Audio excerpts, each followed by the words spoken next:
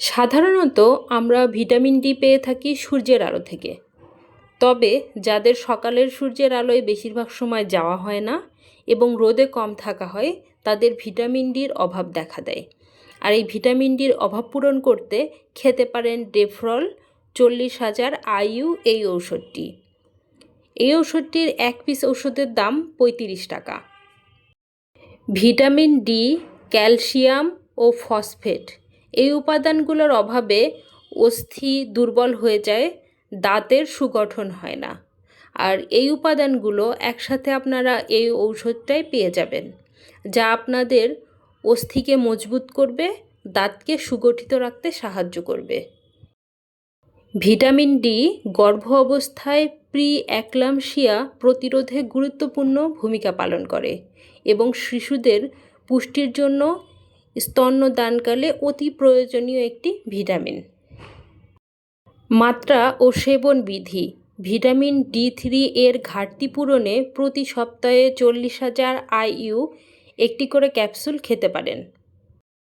Vitamin ডির মাত্রা যদি শরীরে অতিরিক্ত বেশি পরিমাণে হয়ে যায়, তবে অনেক ধরনের জটিলতা তৈরি হতে পারে। তাই এই ওষুধ খাওয়ার সাথে সাথে ভিটামিন ডির মাত্রা শরীরে অতিরিক্ত পরিমাণে হয়ে যাচ্ছে কিনা সেটা চেক করাও গুরুত্বপূর্ণ।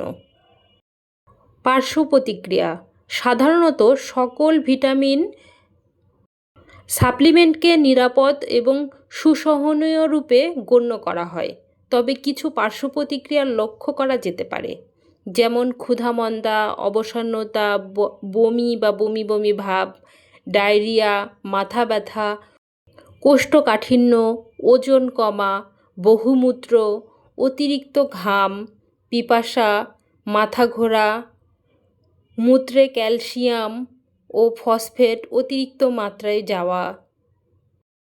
গর্ভ অবস্থায় এবং স্তন্যদানকালে এই ওষুধটি খাওয়া যাবে কিনা এটা অনেকেরই প্রশ্ন থাকে। গবেষণায় দেখা গেছে গর্ভ অবস্থায় 40,000 IU পর্যন্ত ভিটামিন ডি3 নিরাপদ। গর্ভবতীদের জন্য নির্দেশিত দৈনিক সেবন মাত্রা 400 IU।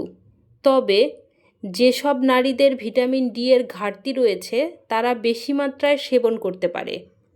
গর্ভবতীদের উচিত চিকিৎসকের পরামর্শ অনুযায়ী ভিটামিন ডি3 সেবন করা, কারণ রোগের ধরন এক একজনের শরীরে এক এক পরিমাণ ভিটামিন ডির প্রয়োজন হতে পারে।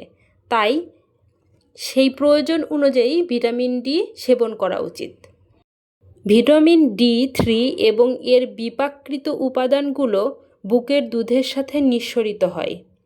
বুকের দুধ পানরত নবজাতকদের মধ্যে ভিটামিন ডি3 এর মাত্রাধিক্যতা পরিলক্ষিত হয় নাই।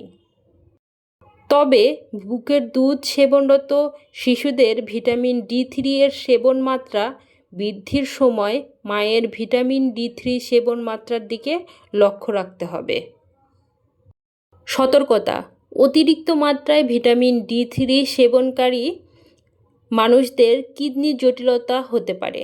গর্ভ অবস্থায় এবং স্তন্যদানকারী মহিলাদের ক্ষেত্রে নির্দিষ্ট সময় অন্তর অন্তর ভিটামিন ডির মাত্রা পর্যবেক্ষণ করে তারপরে খেতে হবে। 12 বছরের কম বয়সী শিশুদের ক্ষেত্রে ভিটামিন ডি3 ব্যবহারের তেমন কোনো নিরাপত্তা এবং কার্যকারিতা এখনও দেখা যায়নি।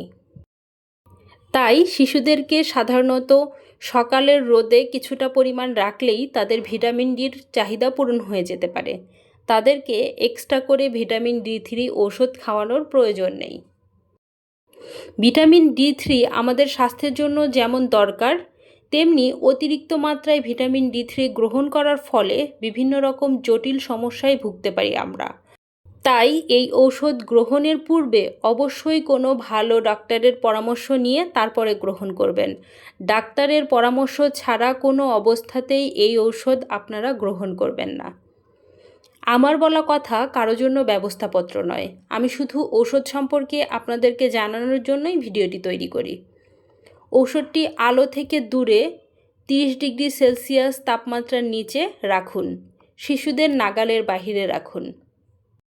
এই ভিডিওটি এমন কারো কাছে শেয়ার করুন যে এই ভিডিওটি দেখে উপকৃত হতে পারে।